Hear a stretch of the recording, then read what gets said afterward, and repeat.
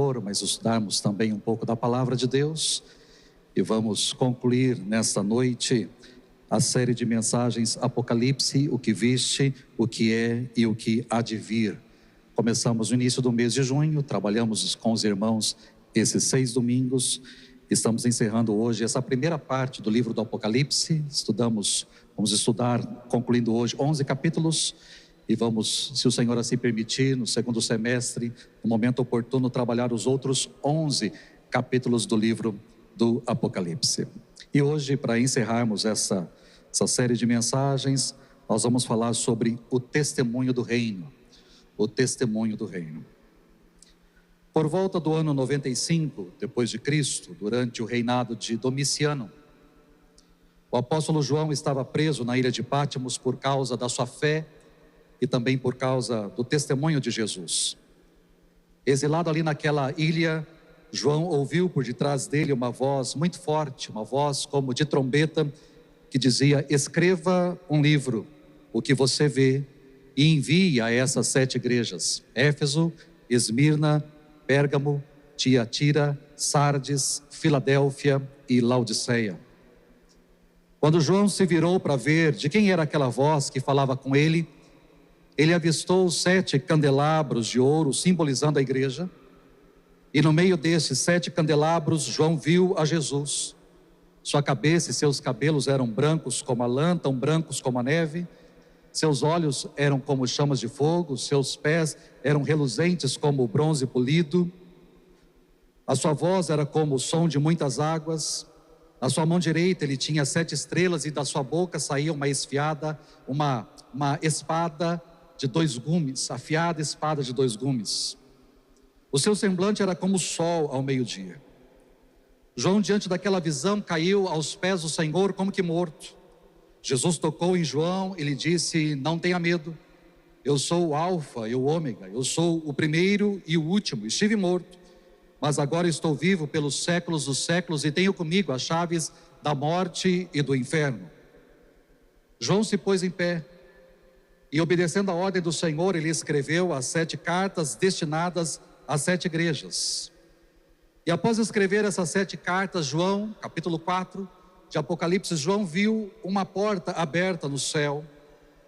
E ele ouviu a voz de Jesus lhe fazendo um convite: suba para cá e mostrarei a você o que deve acontecer depois dessas coisas. Imediatamente João foi arrebatado aos céus, e lá chegando ele avistou um trono. Havia alguém indescritível assentado naquele trono. Havia muito brilho, resplendor. Do trono saíam vozes, relâmpagos, trovões. Ao redor do trono haviam 24 anciãos e 4 seres viventes, e além deles milhares de milhares e milhões de anjos, que cantavam em uníssono: santo, santo, santo é o Senhor Deus, o Todo-Poderoso, aquele que era, que é e que há de vir.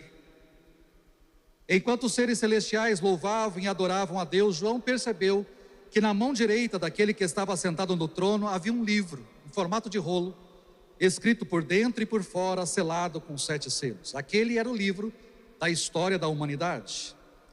E um anjo perguntou a todos os presentes: quem é digno de abrir o livro? Quem é digno de romper os seus selos? E começou-se ali uma busca para encontrar alguém que fosse digno. Procuraram no céu, procuraram na terra e embaixo da terra, e ninguém foi achado digno de abrir o livro, nem sequer de olhar para ele. Então João começou a chorar, porque afinal de contas ele tinha subido para aquele lugar para conhecer os próximos capítulos da história, e aquele livro seria primordial para que ele soubesse aquilo que de fato iria acontecer. Então dos anciãos disse a João: não chore, eis que o leão da tribo de Judá, a raiz de Davi, venceu para abrir o livro e os seus 7 selos. Quando João olhou para o alto, ele viu no centro do trono, cercado pelos 4 seres viventes e pelos anciãos, um cordeiro em pé, como que tivesse sido morto. Ele se aproximou e recebeu o livro da mão direita daquele que está assentado no trono. E após receber o livro, o leão da tribo de Judá, a raiz de Davi, o Cordeiro de Deus, começou a abrir os selos que selavam aquele livro. Quando o primeiro selo foi aberto, saiu um cavalo branco, simbolizando para muitos o engano, a falsa paz e vozes vitoriosas que tentam substituir a verdade de Deus, trazendo uma falsa promessa de vitória. Quando o segundo selo foi aberto, saiu um cavalo vermelho, esparramando guerra por sobre a terra. Quando o terceiro selo foi aberto, saiu um cavalo preto, trazendo fome avassaladora sobre o mundo. Quando o quarto selo foi aberto, saiu um cavalo amarelo, espalhamando a morte sobre a terra, matando 1/4 da população. Quando o quinto selo foi aberto, João viu a alma dos mártires embaixo do altar, clamando por juízo, por justiça, por vingança da parte de Deus.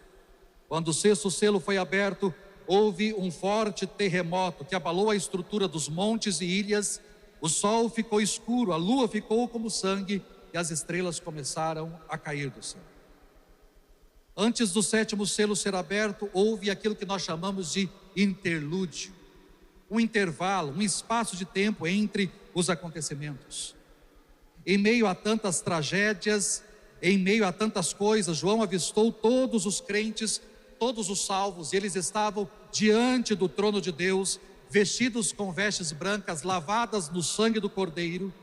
Era uma multidão incontável, gente de todas as nações, tribos, povos, línguas e raças, advindas da grande tribulação.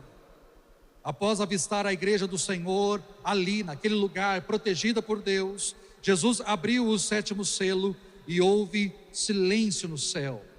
Silêncio como que uma expectativa por aquilo que haveria de vir, por aquilo que iria acontecer. Em seguida, 7 anjos se colocaram em pé diante de Deus, cada um com uma trombeta a fim de ser tocada. Quando o primeiro anjo tocou a primeira trombeta, granizo e fogo misturado com sangue foi lançado sobre a terra, queimando 1/3 do nosso planeta. Quando a segunda trombeta foi tocada, um monte em chamas caiu sobre o mar, matando 1/3 dos animais marinhos e destruindo 1/3 das embarcações. Quando a terceira trombeta foi tocada, uma grande estrela caiu sobre a terra, tornando as águas amargas, matando muita gente. Quando a quarta trombeta foi tocada, parte do sol, da lua e das estrelas perdeu o seu brilho. Quando a quinta trombeta foi tocada, uma estrela caiu do céu e abriu na terra um grande abismo. E deste abismo saíram muitos gafanhotos, como que uma enorme cavalaria infernal, com a finalidade de atormentar os não eleitos. Quando a sexta trombeta foi tocada, 4 anjos saíram para exterminar 1/3 da população da terra, com fogo, fumaça e enxofre. Por fim, João, e não apenas ele, creio que todos nós, na semana passada, ficamos na expectativa da última trombeta a ser tocada. Porque quando a sétima trombeta for tocada, não haverá mais chance, não haverá mais salvação para ninguém, porque a sétima trombeta aponta definitivamente para o fim, aponta para o juízo final. Mas, assim como antes do sétimo selo, antes da sétima trombeta, temos também um novo intervalo, um espaço de tempo, um interlúdio. Os capítulos 10 e 11 que veremos hoje são este interlúdio antes do juízo final. E o que aconteceu neste interlúdio? O que João viu e o que João escreveu para nós, para o nosso conhecimento. Nós vamos ler o capítulo 10 e capítulo 11, se você quiser abrir a sua Bíblia em Apocalipse 10 e 11, fique à vontade. Nós vamos ler esses 2 capítulos, eu vou ler gradativamente à medida que eu for passando por os blocos, para a gente não ler tudo agora na abertura, mas nós vamos lendo pausadamente esses 2 capítulos para que você possa entender, compreender melhor. E vou dividir em 5 blocos. Esse primeiro bloco nós vamos falar sobre um anjo e sobre um anúncio. Capítulo 10 de Apocalipse, verso 1 até o verso 7, que nos diz o seguinte: Então vi outro anjo poderoso que descia dos céus. Ele estava envolto numa nuvem e havia um arco-íris acima de sua cabeça. Sua face era como o sol e suas pernas eram como colunas de fogo. Ele segurava um livrinho que estava aberto em sua mão. Colocou o pé direito sobre o mar e o pé esquerdo sobre a terra e deu um alto brado, como o rugido de um leão. Quando ele bradou, os 7 trovões falaram. Logo que os 7 trovões falaram, eu estava prestes a escrever, mas ouvi uma voz dos céus que disse: sele o que disseram os 7 trovões e não o escreva. Então o anjo que eu tinha visto em pé sobre o mar e sobre a terra levantou a mão direita para o céu e jurou por aquele que vive para todo sempre, que criou os céus e tudo que neles há, a terra e tudo que nela há, e o mar e tudo que nele há, dizendo: não haverá mais demora. Mas nos dias em que o 7º anjo estiver para trocar sua trombeta, vai cumprir-se o mistério de Deus, da forma como ele o anunciou aos seus servos, os profetas. João viu um anjo. Há mais de 60 referências a anjos no Apocalipse. Mas aqui nós temos um anjo descrito como poderoso. Por mais que a sua descrição muito se assemelhe à própria descrição de Deus, lá do capítulo de número 4, e a do Cristo glorificado do capítulo 1, nós temos aqui um anjo. Não é Deus, e não é o Cristo glorificado, é um anjo, descrito como um anjo poderoso, mas é um anjo que vem direto da parte de Deus. Esse anjo desceu do céu, envolto numa nuvem. A nuvem é a representação da presença de Deus. Por cima da sua cabeça havia um arco-íris. O arco-íris representa, é símbolo da misericórdia de Deus. A sua face era como o sol, as suas pernas eram como colunas de fogo, representando a glória, a santidade e a pureza de Deus. Então aqui nós temos uma descrição clara e precisa da santidade, da presença, da misericórdia e da glória de Deus, retratada aqui na figura deste anjo que vem da parte de Deus para trazer um anúncio ao coração de João e a todos nós. E esse anjo tinha um livrinho aberto em sua mão. Vou trabalhar daqui a pouco esse livrinho com os irmãos. E ele tinha o pé direito sobre o mar e o pé esquerdo sobre a terra. Aqui nós temos Deus manifestando a sua reivindicação de propriedade sobre todo o mundo. Nas 6 primeiras trombetas, apenas parte da criação foi atingida. Agora estava em jogo toda a criação. O mar e a terra representam a totalidade da criação. Este anjo tinha uma voz como o rugido de um leão. A voz do leão é a voz do juízo, de um juízo que se aproxima. E quando o anjo bradou, os 7 trovões falaram. Esses 7 trovões representam a voz poderosa do nosso Deus. Quando você lê, por exemplo, o Salmo de número 29, lá diz que a voz de Deus é poderosa. A voz do Senhor é como um trovão que abala as estruturas da terra.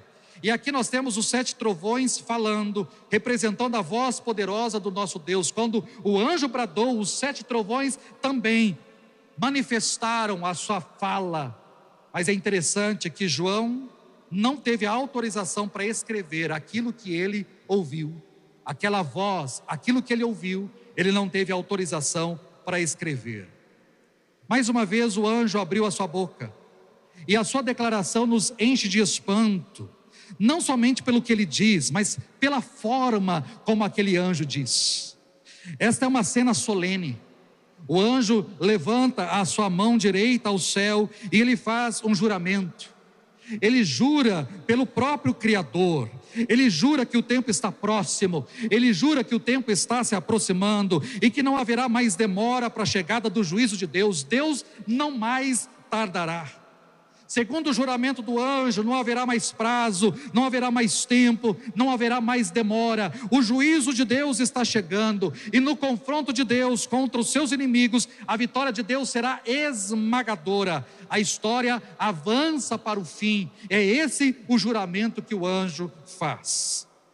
O soar das 6 trombetas representaram todas as oportunidades que Deus deu ao homem para que o homem se arrependesse da sua postura, da sua vida, da sua forma, mas o homem chegou num ponto tal de insensibilidade e endurecimento do coração, que não há mais possibilidade de arrependimento. Por isso o anjo jurou que não haverá mais demora, não haverá mais demora, o tempo está chegando. Mas no segundo bloco nós temos um livrinho, e nós temos uma ordem dada a João. Versículos 8 a 11 nos diz o seguinte: depois falou comigo mais uma vez a voz que eu tinha ouvido falar dos céus: vá e pegue o livro aberto que está na mão do anjo que se encontra em pé sobre o mar e sobre a terra. Assim me aproximei do anjo e lhe pedi que me desse o livrinho. Ele me disse: pegue-o e coma-o. Ele será amargo em seu estômago, mas em sua boca será doce como mel. Peguei o livrinho da mão do anjo e o comi. Ele me pareceu doce como mel em minha boca, mas ao comê-lo, senti que o meu estômago ficou amargo. Então me foi dito: é preciso que você profetize de novo acerca de muitos povos, nações, línguas e reis. Num primeiro momento nós temos o próprio Jesus dando uma ordem a João: pegue o livro. Em seguida João se aproxima do anjo para pegar o livro de sua mão. E ao pegá-lo há uma nova ordem: pegue-o e coma-o. Pegue-o e coma-o. Esse livrinho aberto na mão do anjo tem um significado especial. Primeiro, é um livro aberto, diferentemente do livro ou do rolo lá do capítulo 5, que estava de todo fechado na mão daquele que estava sentado no trono. Aqui nós não temos um livro fechado, mas nós temos um livro aberto, mostrando que aquilo que ali está escrito, que o teor que está ali naquele livro é conhecido, ou pode ser conhecido de todos. Não está escondido, não está fechado, não está selado, mas está aberto, acessível a todos. E este livro aberto representa a palavra, representa a profecia, representa a palavra de Deus. E aqui há uma ordem, que essa palavra deveria ser comida e ser pregada ao mundo. E isso não é novidade, isso já tinha acontecido com Ezequiel, isso já tinha acontecido com Jeremias. Ambos também receberam a ordem de tomar o livro, de comer do livro e de profetizar, de falar a respeito do livro. E aqui João novamente recebe a mesma ordem de tomar aquela palavra, de comer aquela palavra e de profetizar aquela palavra. O livro, como palavra de Deus, é um livro que traz julgamento, é um livro que traz castigo a um povo rebelde. E João então é chamado a comer o livro e a pregar. E assim como João, nós como igreja também somos chamados a tomar o livro, a pegar o livro, a comer o livro e a pregarmos esse livro. É importante nós interiorizarmos a mensagem, assimilarmos a mensagem. Esse episódio revela a necessidade de assimilarmos a palavra de Deus, de fazer a palavra de Deus parte da nossa vida. Não é suficiente, e não era João apenas ver o livro, ou de se aproximar o livro, ou de conhecer o livro. Ele deveria comer o livro, assim também como nós. Não basta saber da Bíblia, não basta saber da palavra, não basta conhecer a palavra, não basta se aproximar da palavra. Nós precisamos tomar a palavra, comer a palavra, assimilar a palavra na nossa vida, a fim de que possamos pregar esta palavra, anunciar essa palavra a tantas pessoas. Quando João comeu o livro, sentiu que ele era doce ao paladar e amargo no estômago, porque a palavra de Deus é assim. A salvação em Cristo Jesus, o evangelho em Cristo Jesus, a palavra de Deus é doce como mel, e não existe nada mais doce do que o evangelho de Jesus, mas ao mesmo tempo é amarga, porque aponta para um Deus santo, aponta para um Deus justo, aponta para um Deus reto, aponta para um Deus que exige justiça, aponta para este Deus. Mas também não só por este aspecto, a palavra de Deus também é amarga, porque aquele que come, aquele que vive, aquele que prega a palavra, sofre as consequências disso. E o próprio João estava sofrendo as consequências de pregar a palavra. Quando lemos lá no capítulo 1, ele estava preso aqui na ilha de Pátimos por causa do testemunho, mas por causa também da palavra. Porque a palavra, quando ela é levada a sério, a palavra quando é pregada, a palavra quando é anunciada, pode gerar e pode trazer consequências às nossas vidas. João foi incumbido de continuar pregando e profetizando. O fim ainda não veio, mas está às portas. João é chamado para pregar. O anjo comissionou João a continuar profetizando. A sua missão não tinha terminado. A pregação de João deveria alcançar o mundo e trazer luz para este mundo. É impossível comer o livro e ficar calado. É impossível guardar essa boa nova apenas para nós. O versículo 11 revela que o trabalho da igreja continua. Este evangelho precisa ser pregado ao mundo inteiro, com rapidez, porque o juízo já se aproxima e não tardará. A tarefa é urgente, o juízo se aproxima. Muito bem, concluímos o capítulo de número 10, mas o capítulo 11 também faz parte deste intervalo, deste interlúdio. E ao abordarmos aqui o capítulo 11, eu peço para que você primeiro preste bastante atenção na leitura que vamos fazer.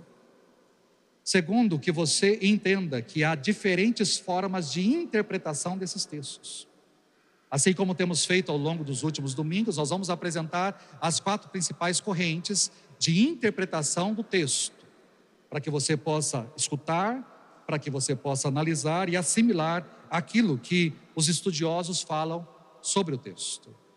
No terceiro bloco nós falaremos sobre os salvos e a perseguição. Capítulo 11, verso 1 e 2, apenas o verso 1 e 2, diz assim: Depois disso recebi uma vara de medir e me foi dito: vá e tire as medidas do templo de Deus e do altar e conte o número de adoradores, mas não meça o pátio exterior, porque ele foi entregue às nações. Elas pisotearão a cidade santa durante 42 meses. Quando nós olhamos para esse texto, as diferentes linhas de interpretação trabalham esses 2 versículos da seguinte maneira. Nós temos os preteristas, os historicistas, os futuristas e os amilenistas. 4 fontes, 4 linhas de interpretação. Os preteristas são aqueles que acreditam que tudo já aconteceu. O Apocalipse faz parte do passado, de acontecimentos lá do passado. E os preteristas acreditam que o templo, visto por João aqui, é o próprio templo de Jerusalém que fora destruído no ano 70. O ato de João medir representa a preservação e a proteção espiritual da verdadeira igreja por Deus, enquanto o pátio exterior, entregue aos gentios, simboliza a destruição física de Jerusalém pelos exércitos romanos no ano 70. E os 42 meses correspondem ao tempo literal, entre meados do ano 67 até setembro de 70, quando Jerusalém foi cercada pelo exército romano e foi destruída. Os historicistas, que são aqueles que acreditam que o Apocalipse tem acontecido ao longo da história, mas acontece de uma forma linear, ou seja, capítulo por capítulo ao longo da história, de forma linear. Eles acreditam que o templo é a representação da igreja verdadeira. E a ordem para medir o templo representa o juízo, a preservação e a avaliação da igreja verdadeira por Deus, enquanto o pátio externo entregue aos gentios simboliza o período de domínio de poderes mundanos e apóstatas por 1260 anos. Martinho Lutero, por exemplo, era um historicista e ele acreditava que desde os anos 500 e pouquinho, 580 e pouco, até 1700 e pouco, então, são os 1260 anos de domínio, de hegemonia papal sobre a igreja e sobre os reinos. Então, eles calculavam mais ou menos assim, e há um grupo historicista que calcula exatamente esse domínio papal e calcula exatamente essa apostasia da igreja desde o século VI até o século XVIII. Os futuristas acreditam que o templo, visto por João, será o terceiro templo a ser reconstruído em Jerusalém. Lá onde nós temos aquela sinagoga, lá naquele lugar onde foi o antigo templo, será reconstruído um novo templo. E a medição do templo indica a proteção divina sobre Israel, enquanto o pátio exterior, entregue aos gentios, simboliza o período de domínio das nações hostis, frequentemente associado a 3 anos e meio literais da grande tribulação. E os amilenistas acreditam que o templo é a representação da igreja, do povo de Deus, que medir o templo, medir o altar e os adoradores simboliza o cuidado, a proteção espiritual e a preservação que Deus concede à sua verdadeira igreja. Os adoradores são o povo de Deus, enquanto o pátio exterior entregue aos gentios, representa a aparente vulnerabilidade da igreja diante da oposição do mundo. Então essas são as 4 linhas de interpretação do texto. Mas o texto segue. Do versículo 3 ao versículo 14, nós temos um outro bloco que fala sobre 2 testemunhas e sobre o martírio. E aí é um texto um pouquinho mais complexo e cheio de detalhes. De vez em quando eu vou parar aqui no meio para tentar explicar algumas coisas para você. Verso 3 diz assim: darei autoridade a minhas 2 testemunhas, e elas se vestirão de pano de saco e profetizarão durante 1260 dias. Essas 2 testemunhas são as 2 oliveiras e os 2 candelabros que estão diante do Senhor de toda a terra. Dá uma pausa aqui. Zacarias capítulo 4 fala sobre essas 2 oliveiras e esses 2 candelabros, se referindo a governantes daquela época, a pessoas daquela época, mas traz essas 2 representações, 2 oliveiras e 2 candelabros. Então aqui a visão é que essas 2 testemunhas são essas 2 oliveiras e esses 2 candelabros. Seguimos. Se alguém tentar lhes fazer mal, da boca lhe sairá fogo e consumirá seus inimigos. Assim deve morrer quem tentar lhes fazer mal. Elas têm poder para fechar o céu, a fim de que não chova durante o tempo que profetizarem, e têm poder para transformar as águas em sangue, e para ferir a terra com pragas de toda espécie, quantas vezes desejarem. Pausa aqui também. Aqui nós temos uma alusão a 2 profetas, a 2 servos de Deus do Antigo Testamento. A Elias, de uma forma bem clara, que é aquele que orou para fechar o céu, a fim de que não chovesse durante um tempo, enquanto ele não profetizou o contrário. E também a Moisés, com poder para transformar as águas em sangue e para ferir a terra com pragas de toda espécie. Então temos uma referência a 2 profetas do Antigo Testamento, Elias e Moisés. Essas 2 testemunhas então teriam essa autoridade ou este poder. Seguindo.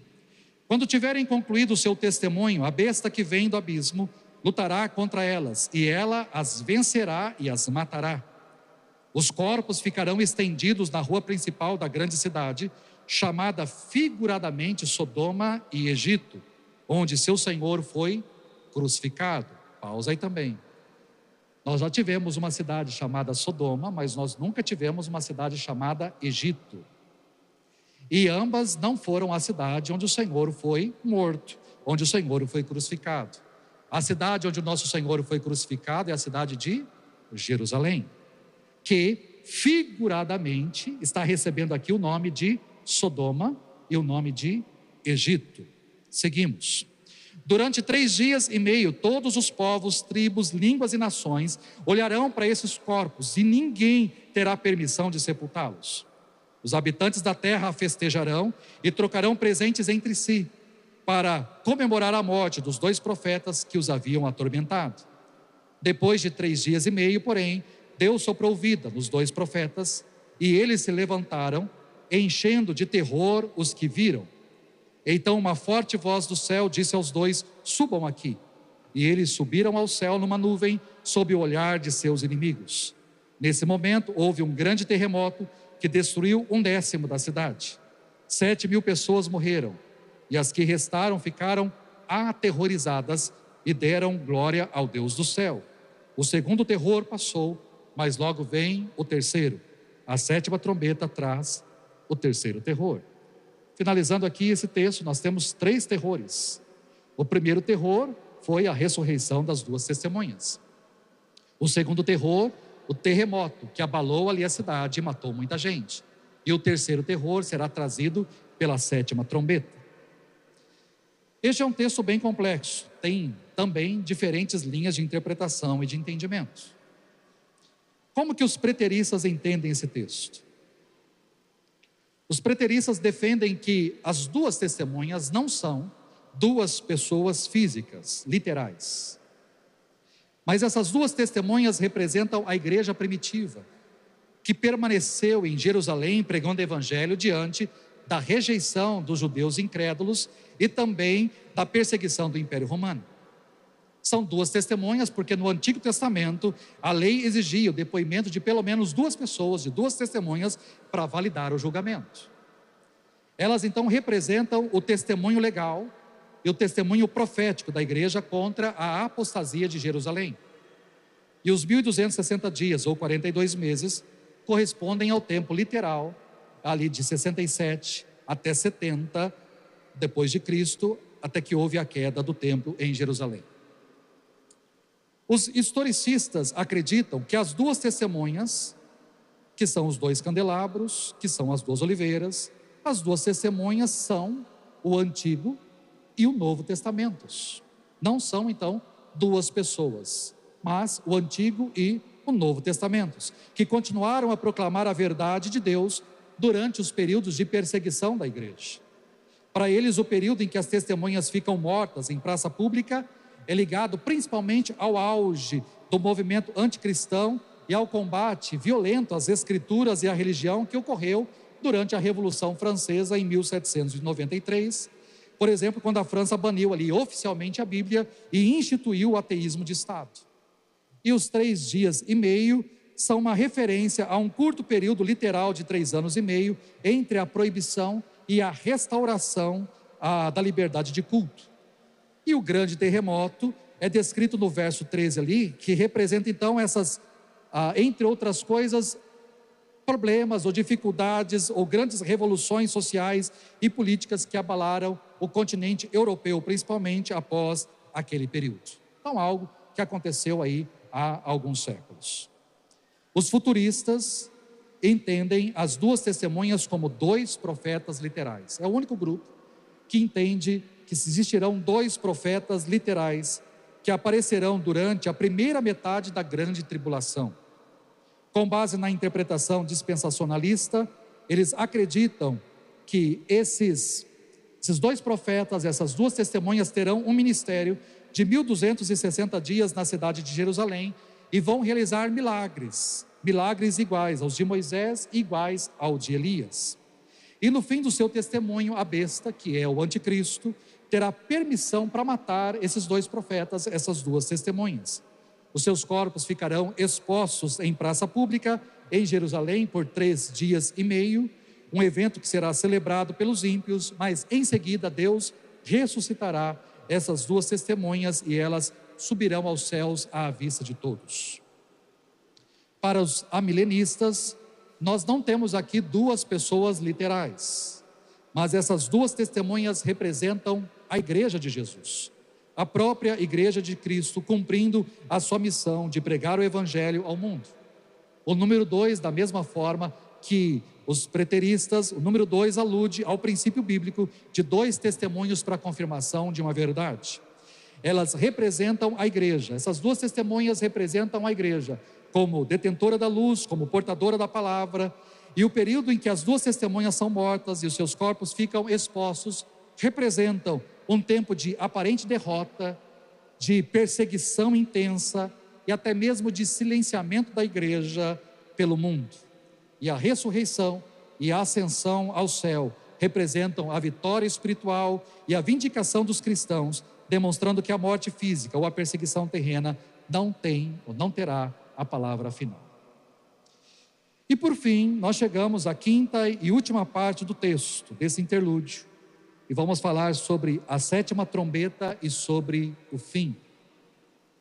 Apocalipse capítulo 11, verso 15, nos diz o seguinte: o 7º anjo tocou sua trombeta, e fortes vozes gritaram no céu: o reino do mundo se tornou de nosso Senhor e de seu Cristo, e ele reinará para todo sempre. Os 24 anciãos que estavam sentados em seus tronos diante de Deus se prostraram com o rosto em terra e o adoraram, dizendo: nós te agradecemos, Senhor Deus, o Todo-Poderoso, que é e que eras, pois agora assumiste teu grande poder e começaste a reinar. As nações se enfureceram, mas agora chegou o tempo de tua ira. É tempo de julgar os mortos e de recompensar teus servos, os profetas, assim como teu povo santo e todos que temem o teu nome, desde os pequenos até os grandes. É tempo de destruir todos que causaram destruição na terra. Então se abriu no céu o templo de Deus, e dentro do templo foi vista a arca de sua aliança. Houve relâmpagos, estrondos e trovões, um terremoto e uma grande tempestade de granizo. Chegou o momento tão aguardado por João, aguardado pela igreja, aguardado por nós. O sétimo anjo toca a trombeta, e nós temos aí o anúncio da vitória do Senhor. O céu se rompe em exaltação a Cristo. E é interessante nós notarmos isso, porque na abertura do sétimo selo, houve silêncio no céu. Quando o sétimo selo foi aberto, houve 30 minutos de silêncio no céu. Talvez na expectativa daquilo que viria, diante dos juízos que sucederiam, que desabariam sobre os homens. Mas agora, com a sétima trombeta, não há silêncio, mas há louvor, há grandes vozes no céu. Chegou o tempo de irrupção total da glória de Deus e do triunfo final da igreja do nosso Senhor. A sétima trombeta aponta para o fim das oportunidades, para o fim da injustiça, para o fim dos martírios, para o fim de todas as coisas. O seu toque trará os 7 flagelos das 7 taças da ira de Deus, que estão registrados a partir do capítulo 15. Então, no segundo semestre, quando abordarmos novamente o livro do Apocalipse, nós trabalharemos as 7 taças, os 7 flagelos, a partir do capítulo 15, que são derramados sobre os não eleitos. Com o soar da sétima trombeta, o reinado vitorioso e eterno de Deus e do seu Cristo será proclamado pelos anjos. O reino de Deus está presente. Nós cremos na presença do reino de Deus em nós e sobre nós, mas o reino de Deus não está ainda pleno. É por isso que a temática deste ano para a nossa igreja é: venha o teu reino, porque é essa a nossa oração, que o reino de Deus venha sobre as nossas vidas. Nós não estamos pregando isso por um acaso, é o desejo do nosso coração, que o reino de Deus venha sobre as nossas vidas. Mas o reino de Deus não ainda está completo, está por vir. Ele já é, mas ainda não, ele não está completo. Jesus, ele veio a este mundo, ele se despojou de sua glória, ele fez-se servo, ele morreu na cruz, ele foi crucificado, ele foi sepultado, ele ressuscitou, voltou ao céu. Mas quando ele vier em glória, quando ele vier em poder, então ele se assentará no seu trono e o seu reinado será pleno, vitorioso, completo e cabal. Essa é a mensagem que temos aqui, e essa é a mensagem para aqueles que já cantaram em coral, para aqueles que já ouviram e já apreciaram o aleluia de Handel. Esta é a mensagem do coro, aleluia. O reino deste mundo já passou a ser do nosso Senhor e do seu Cristo, e ele reinará para sempre e sempre, e ele reinará para sempre e sempre, e ele reinará para sempre e sempre. Rei dos reis, Senhor dos senhores, ele reinará para sempre. Aleluia, aleluia, aleluia. Ele reinará para sempre. Com o soar da sétima trombeta, um novo louvor se romperá no céu. A igreja glorificada, a igreja honrada, se prostrará e adorará a Deus. Os anciãos deixarão os seus tronos e se prostrarão com o rosto no chão diante do trono de Deus. Em Apocalipse 4, os anciãos adoraram o Criador. Em Apocalipse 5, eles adoraram o Redentor. Mas aqui, no capítulo 11, eles adoram aquele que é o conquistador, aquele que é o Rei de todas as coisas. A adoração. Enquanto os santos estão dando graças, os ímpios estão enfurecidos. Enquanto os santos receberão galardões, os ímpios serão destruídos. Os santos ressuscitarão para a vida, para a glória, mas os ímpios enfrentarão juízo e serão exterminados. O dia do juízo será dia de glória para os santos, mas da ira de Deus para os ímpios. E esse dia já está determinado. E esse dia, segundo o juramento do anjo, não tardará. Não tardará. O que eu aprendo ao ler esses 2 capítulos? Primeiro, eu aprendo que o tempo está próximo. O anjo não mentiu. A sétima trombeta está preparada para soar. e não haverá mais demora. Não haverá mais demora. Em segundo, eu aprendo que assim como João, eu preciso dia após dia tomar o livro e comê-lo. Tome o livro, coma-o. Nós temos, irmãos, perdido muito tempo com muitas coisas. Perdido muito tempo com redes sociais. Perdido muito tempo com séries e filmes. Perdido muito tempo com tanta coisa. Quanto que você gasta e investe do seu tempo lendo a palavra, comendo a palavra? Quantos aqui estão fazendo a sua leitura devocional da Bíblia dia após dia? Quantos? Tome o livro, coma o livro, pregue o livro. A nossa missão não chegou ao fim, o trabalho ainda continua. Terceiro, eu aprendo que Deus protege a sua igreja. Por mais que temos diferentes linhas de interpretação aqui do texto, uma coisa é certa: Deus é um Deus protetor. Por mais que nações e reinos se levantem contra nós, por mais que nações e reinos nos persigam, nós somos o povo de Deus, protegidos por Deus, amparados por Deus, sustentados por Deus até o fim. Eu aprendo em quarto lugar que, como crente em Cristo, eu preciso ser uma verdadeira testemunha, independente se as testemunhas são a igreja ou se as testemunhas serão pessoas literais. Seja você testemunha de Jesus Cristo, onde você estiver. E se necessário for morrer por Cristo, morra por Cristo, porque quem perder a sua vida por causa dele, irá ganhá-la para sempre. E por fim, aguarde ansiosamente o toque da última trombeta. Ela será um toque de terror para o mundo, mas será motivo de louvor e glória para a igreja. Quando a última trombeta tocar, o reino definitivamente será de Jesus, o nosso Senhor. E Ele reinará para todo sempre. Para todo sempre. Que seja então essa a nossa oração. Maranata, ora vem, Senhor Jesus. Que seja essa a nossa oração. Venha, Senhor, venha o teu reino sobre nós. Vamos ficar em pé, vamos cantar, louve, peça para que o Senhor reine sobre a sua vida. Cante que Ele reinará para todo sempre. Depois o pastor Edson assumirá aqui para fazer o desfecho.